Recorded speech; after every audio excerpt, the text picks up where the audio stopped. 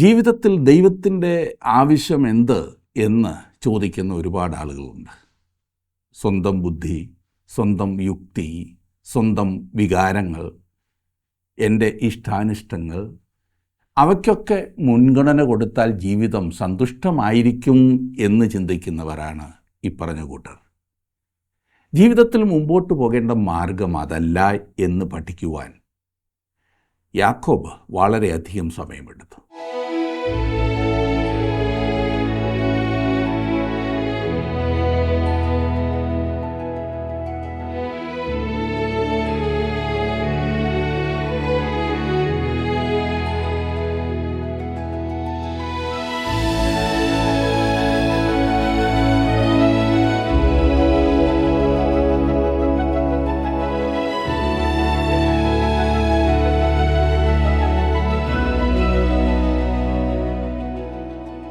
ജീവസന്ദേശത്തിൻ്റെ ഉൽപ്പത്തി പുസ്തക പഠനത്തിലേക്ക് സ്വാഗതം. അവസരം ലഭിക്കുമ്പോൾ ദ്രോഹം ചെയ്തവരോട് പ്രതികാരം ചെയ്യണമെന്ന് തോന്നുന്നത് സ്വാഭാവികമാണ്. എന്നാൽ തൻ്റെ ജീവിതത്തിൽ സംഭവിച്ചതെല്ലാം ഒരു മഹാരാജ്യത്തിൻ്റെ അധിപതിയാക്കുവാൻ ദൈവം നൽകിയ ശിക്ഷണത്തിൻ്റെ ഭാഗമാണെന്ന് ജോസഫ് ഇപ്പോൾ മനസ്സിലാക്കിയിരിക്കുന്നു.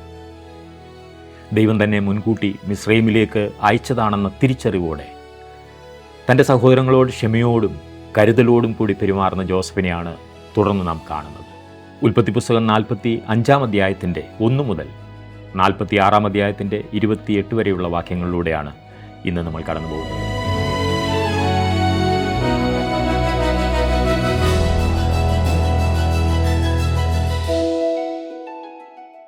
യോസഫ് തൻ്റെ സഹോദരന്മാരെ പരീക്ഷിക്കുന്ന വിധങ്ങളായിരുന്നു നാം ഉൽപ്പത്തി പുസ്തകം 44 അധ്യായത്തിൽ കണ്ടുകൊണ്ടിരുന്നത്.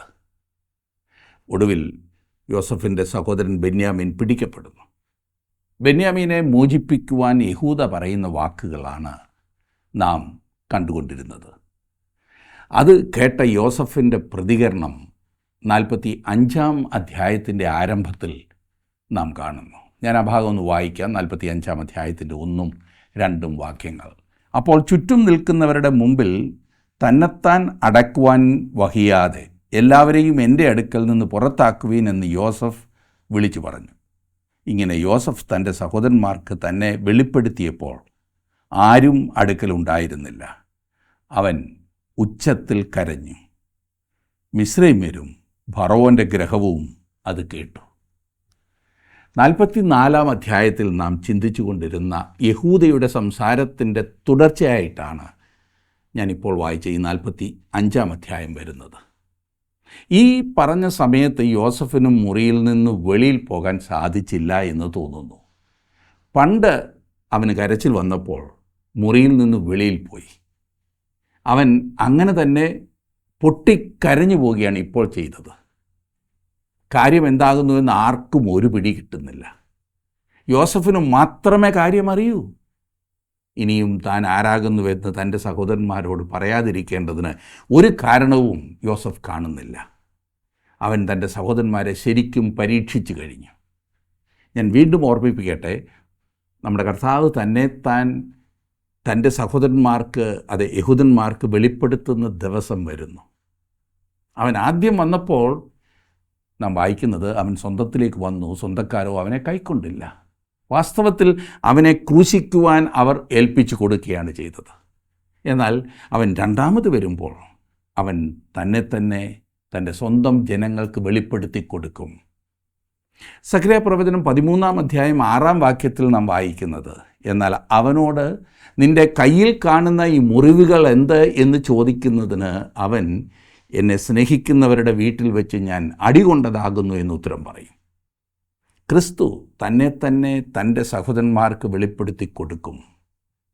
സഖറിയ പ്രവചനം 13 അധ്യായം 1 വാക്യത്തിൽ നാം വായിക്കുന്നത്, അന്നാളിൽ ദാവീദ് ഗൃഹത്തിനും യെരൂശലേം നിവാസികൾക്കും പാപത്തിൻ്റെയും മാലിന്യത്തിൻ്റെയും പരിഹാരത്തിനായി ഒരു ഉറവ് തുറന്നിരിക്കും.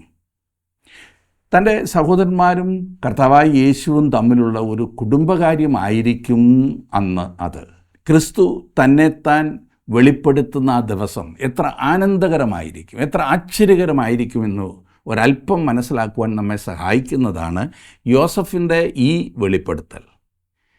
യോസഫ് വികാരവിവശനായിരിക്കുകയാണ്. അവന് തന്നെ അടക്കുവാൻ കഴിയാത്ത അവസ്ഥയിലാണ്.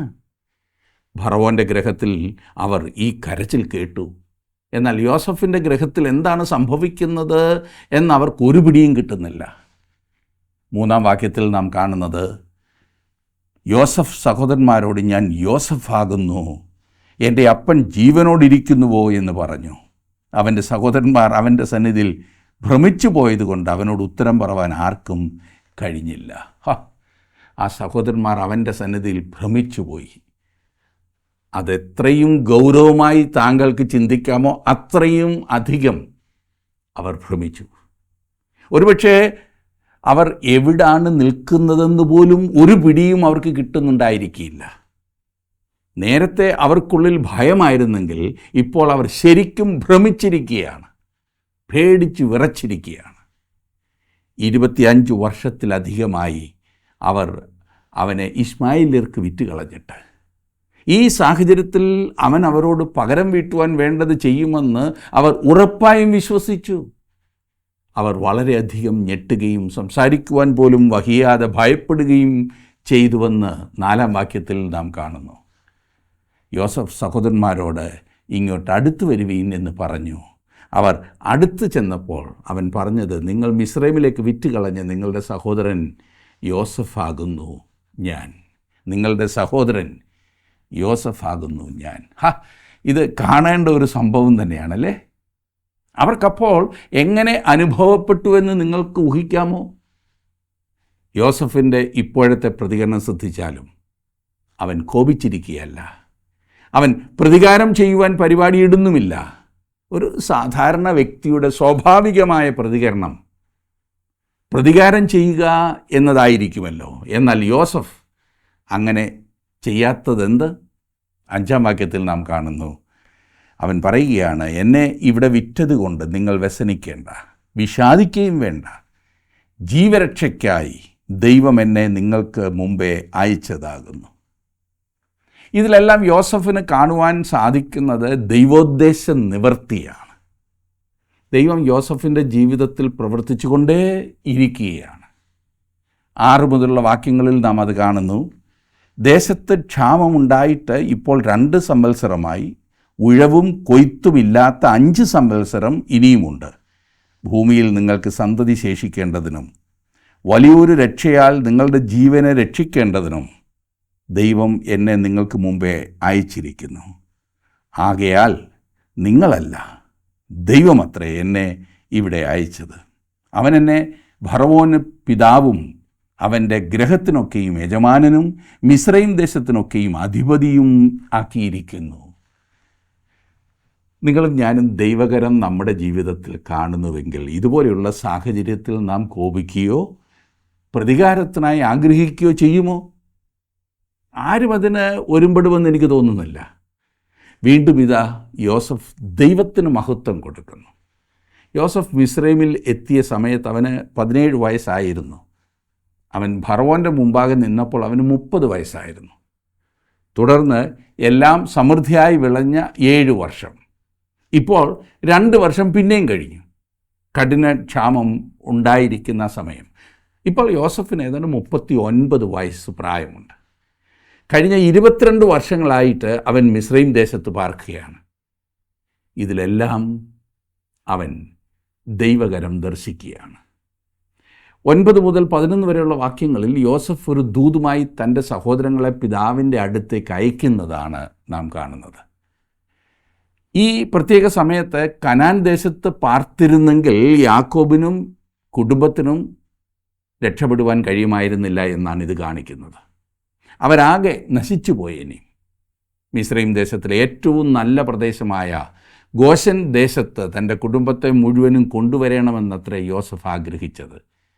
ആ ദേശത്ത് വെച്ചാണ് ദൈവം അവരെ ഒരു രാഷ്ട്രമാക്കി തീർക്കുന്നത്. അതെ, മറ്റുള്ള സകലരിൽ നിന്നും കാത്ത് രക്ഷിച്ച് അവരെ ഒരു രാഷ്ട്രമാക്കുക. ആ സഹോദരന്മാരുടെ ജീവിതം തന്നെ വെളിപ്പെടുത്തുന്നത് അവർ കനാൻ നാട്ടിൽ നിന്നും വെളിയിൽ വരേണ്ടതുണ്ട് എന്നത്രേ. 12-ാം വാക്യത്തിൽ നാം കാണുമ്പോൾ ഇതാ ഞാൻ തന്നെ നിങ്ങളോട് സംസാരിക്കുന്നു എന്ന് നിങ്ങളും എൻ്റെ അനുജൻ ബെന്യാമീനും കണ്ണാലെ കാണുന്നുവല്ലോ.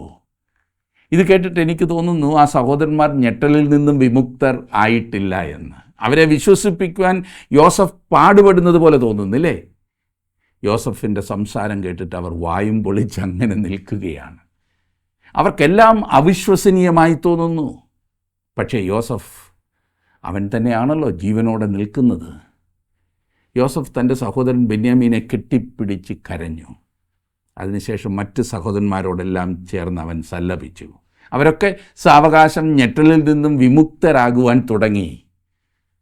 തുടർന്ന് ഈ വാർത്ത നാടെങ്ങും പരക്കുവാൻ തുടങ്ങി. 16-ാം വാക്യത്തിൽ നാം കാണുന്നത്, യോസഫിൻ്റെ സഹോദരന്മാർ വന്നിരിക്കുന്നു എന്നുള്ള കേൾവി ഫറവോൻ്റെ അരമനയിലെത്തി. അത് ഫറവോനും അവൻ്റെ ഭൃത്യന്മാർക്കും സന്തോഷമായി. യോസഫിൻ്റെ വീട്ടിൽ ഈ ബഹളമെല്ലാം നടക്കുകയായിരുന്നു. അവിടെയുള്ള ജനങ്ങൾക്കെല്ലാം അത് കേൾക്കാമായിരുന്നു. അവിടെ നടക്കുന്നത് എന്താണെന്ന് അറിയുവാൻ ഫറവോനും ആഗ്രഹിച്ച് കാണും. ഞാൻ ചിന്തിക്കുന്നത് ഫറവോൻ യോസഫിൻ്റെ വീട്ടിലെ ഒരു ദാസനെ വിളിപ്പിച്ച് കാര്യം അന്വേഷിച്ച് കാണും എന്നത്രേ. അപ്പോൾ ആ ദാസൻ ഇങ്ങനെ പറഞ്ഞിരിക്കാനാണ് സാധ്യത, കനാൻ നാട്ടിൽ നിന്നും വന്ന 11 പുരുഷന്മാർ യോസഫിൻ്റെ സഹോദരന്മാരാണ് പോലും. അത് കേട്ടപ്പോൾ ഫറവോന് സന്തോഷമായി. 45-ാം അധ്യായം 17 മുതൽ 19 വരെയുള്ള വാക്യങ്ങളിൽ യോസഫിൻ്റെ അപ്പനെയും മറ്റ് കുടുംബാംഗങ്ങളെയും എല്ലാം മിസ്രൈമിലേക്ക് കൊണ്ടുവരുവാൻ ഫറവോൻ രഥങ്ങൾ അയക്കുന്നതാണ് നാം കാണുന്നത്. കനാന്യർ ഈ പറഞ്ഞ സമയത്തൊന്നും രഥങ്ങൾ ഉപയോഗിക്കുന്നില്ലായിരുന്നു. എന്നാൽ മിസ്രൈമ്യർ വളരെ പുരോഗതി പ്രാപിച്ചവരായിരുന്നു എന്ന് ചരിത്രത്തിൽ നിന്നും നമുക്ക് കാണുവാൻ സാധിക്കുന്നുണ്ട്. 20-ാം വാക്യത്തിൽ നാം വായിക്കുന്നത്, നിങ്ങളുടെ സാമാനങ്ങളെക്കുറിച്ച് ചിന്തിക്കേണ്ട, മിസ്രൈം ദേശത്തെങ്ങുമുള്ള നന്മ നിങ്ങൾക്കുള്ളതാകുന്നു. വാസ്തവത്തിൽ ഫറവോൻ പറയുന്നത്, നിങ്ങൾ അവിടെ നിന്ന് ഒന്നും ഇങ്ങോട്ട് കൊണ്ടുവരണമെന്നില്ല, നിങ്ങൾക്ക് ആവശ്യമുള്ളതെല്ലാം ഇവിടെ തന്നെ ഞാൻ നൽകിക്കൊള്ളാം എന്ന്. 21 മുതൽ 26 വരെയുള്ള വാക്യങ്ങളിൽ യോസഫ് പറഞ്ഞയച്ചതുപോലെ അവൻ്റെ സഹോദരങ്ങൾ ചെന്ന് യാക്കോബിനോട് പറയുന്നതാണ് നാം കാണുന്നത്. അത് കേട്ട് യാക്കോബിന് തൻ്റെ കാതുകളെ വിശ്വസിക്കുവാൻ സാധിക്കുന്നില്ല. അല്ല, ആരാണെങ്കിലും അങ്ങനെ ആയിരിക്കുമല്ലോ. യാക്കോബ് സ്തംഭിച്ചു പോയി എന്നാണ് നാം വായിക്കുന്നത്. 27-ാം വാക്യത്തിൽ നാം കാണുന്നത്, യോസഫ് തങ്ങളോട് പറഞ്ഞ വാക്കുകളൊക്കെയും അവർ അവനോട് പറഞ്ഞു. തന്നെ കയറ്റിക്കൊണ്ടു പോകുവാൻ യോസഫ് അയച്ച രഥങ്ങളെ കണ്ടപ്പോൾ അവരുടെ അപ്പനായ യാക്കോബിന് വീണ്ടും ചൈതന്യം വന്നു. ഒടുവിലായി യാക്കോബ് വിശ്വസിച്ചു. അവൻ അല്പം ഉത്സാഹമൊക്കെ പ്രകടിപ്പിക്കുവാൻ തുടങ്ങി. എന്നിട്ട് അവൻ പറയുകയാണ് 28-ാം വാക്യത്തിൽ, എൻ്റെ മകൻ യോസഫ് ജീവനോടിരിക്കുന്നു, മതി, ഞാൻ മരിക്കും മുമ്പേ അവനെ പോയി കാണും എന്ന് ഇസ്രായേൽ പറഞ്ഞു. യോസഫിനെ കാണാമെന്നുള്ള ആ വലിയ ആഗ്രഹം മിസ്രൈമിലേക്ക് പോകുന്നതിനായി തീരുമാനമെടുക്കുവാൻ യാക്കോബിനെ സഹായിച്ചു. ഞാൻ ഊഹിക്കുന്നത് മിസ്രൈമിൽ വരെ ഒന്ന് ചെന്ന് യോസഫിനെ കണ്ടിട്ട് ക്ഷാമം കഴിയുമ്പോഴേക്കും കനാൻ നാട്ടിൽ തിരിച്ചെത്തുവാനായിരിക്കണം യാക്കോബിൻ്റെ പ്ലാൻ. എന്നാൽ എന്താണ് സംഭവിച്ചത്? മിസ്രൈമിലേക്ക് പോയി യോസഫിനെ കണ്ടു കളയാമെന്ന് യാക്കോബ് തീരുമാനിച്ചു. മിസ്രൈമിൽ പോകാതിരിക്കുവാൻ ദൈവം അബ്രഹാമിന് പണ്ട് താക്കീത് നൽകിയതാണ്. അബ്രഹാം അവിടെ പോയി ആകെ പിന്നീട് പ്രശ്നത്തിലായതാണ്. ഇസ്ഹാക്കിനോടും ദൈവം അതുതന്നെ പറഞ്ഞു, മിസ്രൈമിലേക്ക് പോകരുതെന്ന്. അതുകൊണ്ട് ഇപ്പോഴത്തെ സംശയം യാക്കോബ് മിസ്രൈം ദേശത്ത് പോകണമോ എന്നുള്ളതാണ്. ഫറവോനിൽ നിന്നോ യോസഫിൽ നിന്നോ ഉള്ള ഒരു ക്ഷണത്തേക്കാൾ അല്പം കൂടി വലിയൊരു പ്രോത്സാഹനം യാക്കോബിന് അതിനാവശ്യമാണ്. ദൈവത്തിൽ നിന്നും അതിനൊരു പച്ചക്കൊടി കാണുവാൻ യാക്കോബ് ആഗ്രഹിക്കുന്നു. 46-ാം അധ്യായത്തിലേക്ക് നാം വരുമ്പോൾ അതിൻ്റെ 1-ാം വാക്യത്തിൽ വായിക്കുന്നത്, അനന്തരം ഇസ്രായേൽ തനിക്കുള്ള സകലവുമായി യാത്ര പുറപ്പെട്ട് ബെർശേബയിലെത്തി തൻ്റെ പിതാവായ ഇസഹാക്കിൻ്റെ ദൈവത്തിന് യാഗം കഴിച്ചു. യാക്കോബ് ദൈവഹിതം അന്വേഷിക്കുന്നു. ഇവിടെ ആശ്ചര്യജനകമായ ഒരു കാര്യം, യാക്കോബ് തൻ്റെ പിതാവായ ഇസഹാക്കിൻ്റെ ദൈവത്തിന് യാഗം കഴിക്കുന്നു. ആദ്യത്തെ പ്രാവശ്യം യാക്കോബ് ആ ദേശം വിടുമ്പോൾ, അതായത് ഹാരാനിലേക്ക് യാത്രയായപ്പോൾ അവൻ ബഥേലിലെത്തി. അവൻ അപ്പോൾ ദൈവത്തെ അന്വേഷിക്കുന്നുണ്ടായിരുന്നോ? ഇല്ലില്ല. അവൻ ചിന്തിച്ചിരുന്നത് താൻ ദൈവത്തിൽ നിന്നും ഓടി ഒളിക്കുകയാകുന്നു എന്നാണ്.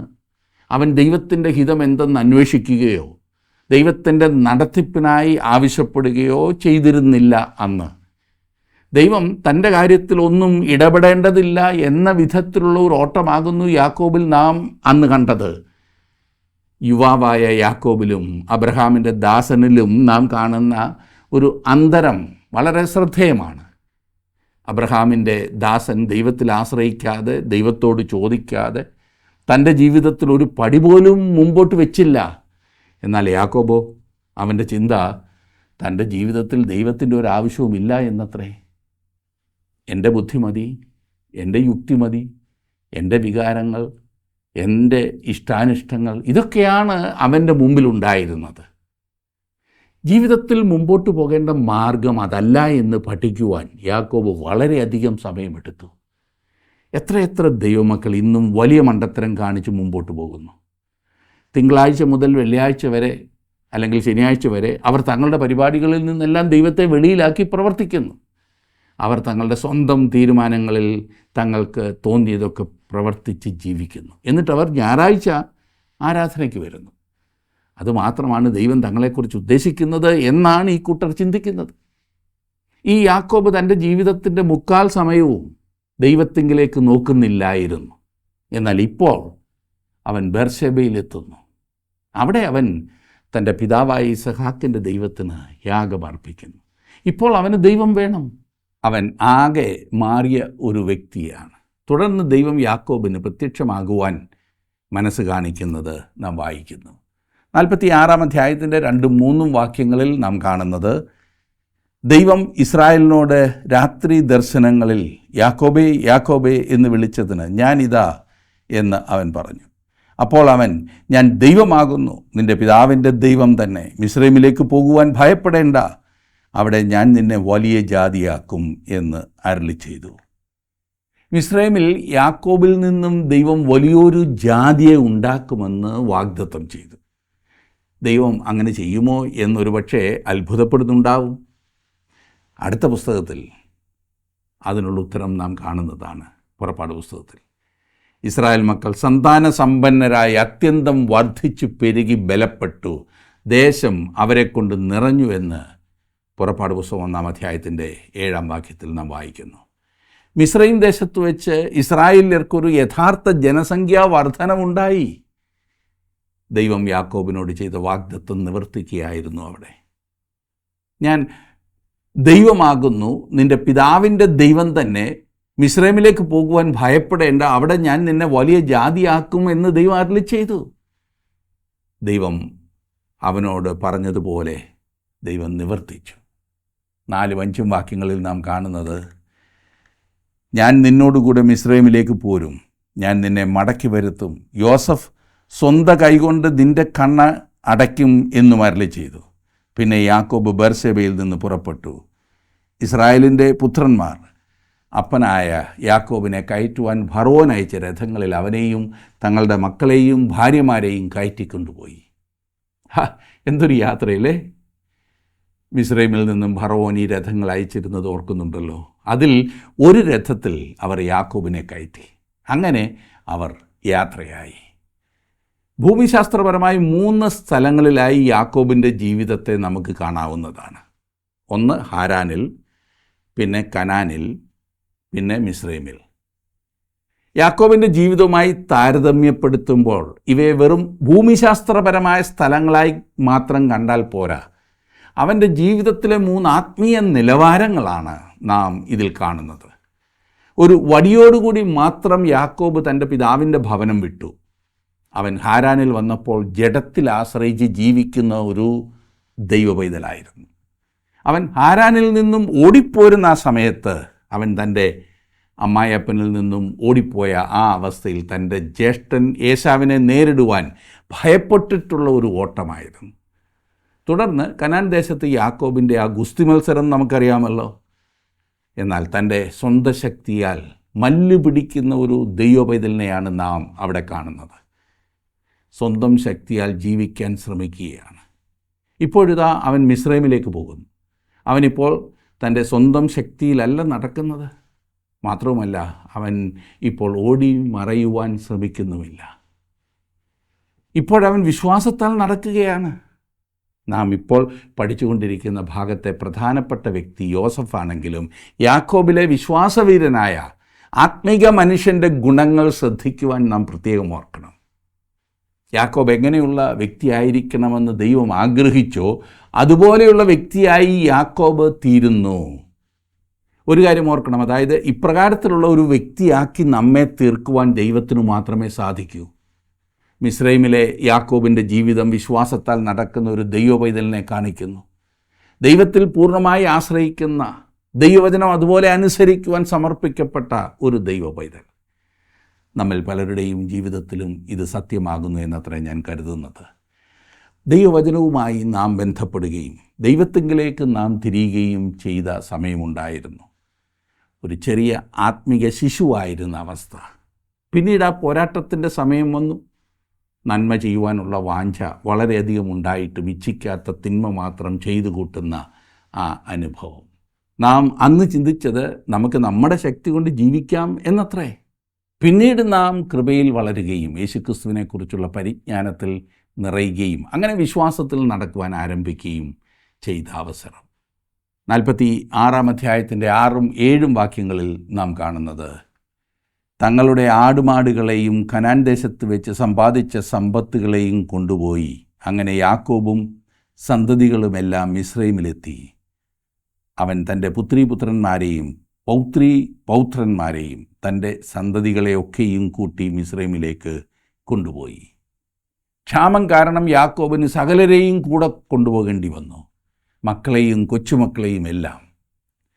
തുടർന്നുള്ള വാക്യങ്ങളിൽ യാക്കോബിൻ്റെ വംശാവലിയാണ് നാം കാണുന്നത്. അത് വളരെ പ്രധാനപ്പെട്ടതാണ്. കാരണം ഇത് ലോകരക്ഷകനായ യേശുക്രിസ്തുവിങ്കിലേക്ക് നയിക്കുന്നത് എന്ന് മാത്രമല്ല, ബൈബിളിൻ്റെ ബാക്കിയുള്ള ഭാഗത്ത് നാം പഠിക്കുവാൻ പോകുന്നത് ഈ വംശാവലിയിൽ നിന്നുമാകുന്നു.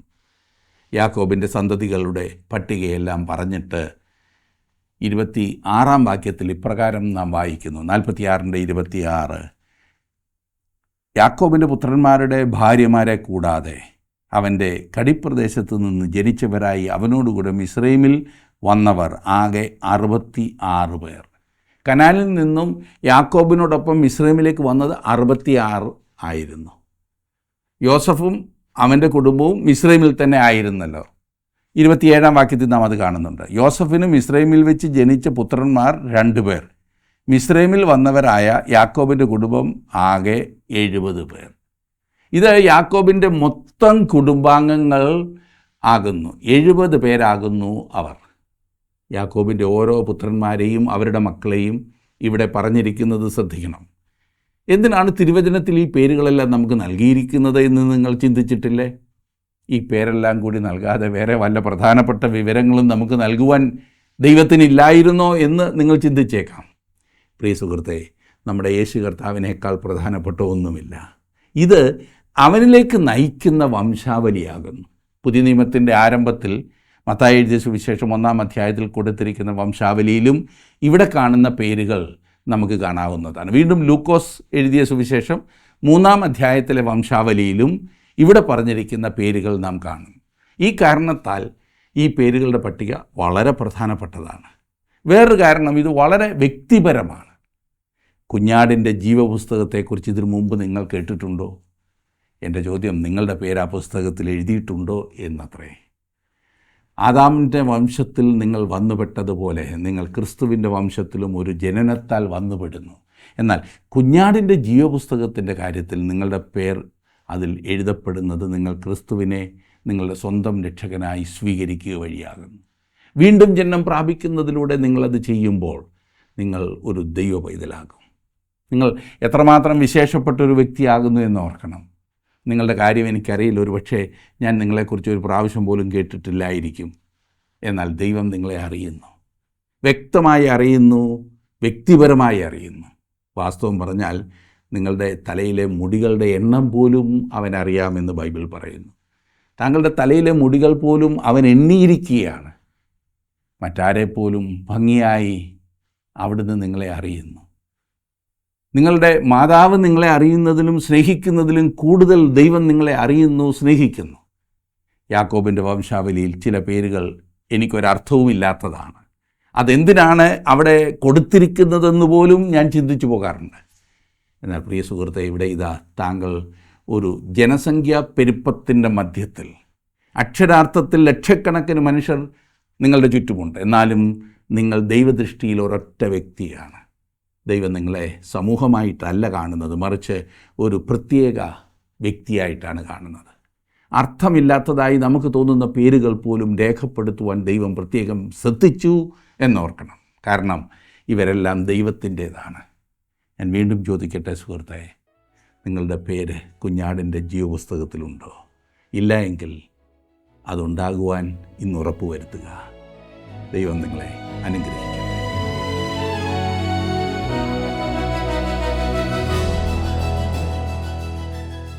സ്വന്തം ബുദ്ധിയിലും കരുത്തിലും ആശ്രയിച്ചിരുന്ന യാക്കോബിൻ്റെ ജീവിതത്തിലുണ്ടായ രൂപാന്തരം ഏറെ ശ്രദ്ധേയമാണ്.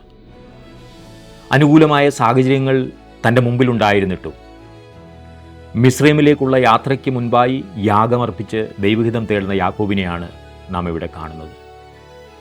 തൻ്റെ മുൻകാല പരാജയങ്ങളിൽ നിന്ന് അദ്ദേഹം ഉൾക്കൊണ്ട ഒരു വലിയ പാഠമാണിത്. ദൈവത്തിൻ്റെ ആത്മാവിനാൽ നയിക്കപ്പെടുന്നവരാണ് ദൈവത്തിൻ്റെ മക്കൾ. സാഹചര്യങ്ങൾ എന്തു തന്നെയായാലും ദൈവത്തോട് ആലോചന ചോദിച്ച് മുന്നോട്ട് പോകുവാൻ ദൈവം നമ്മെയും സഹായിക്കട്ടെ.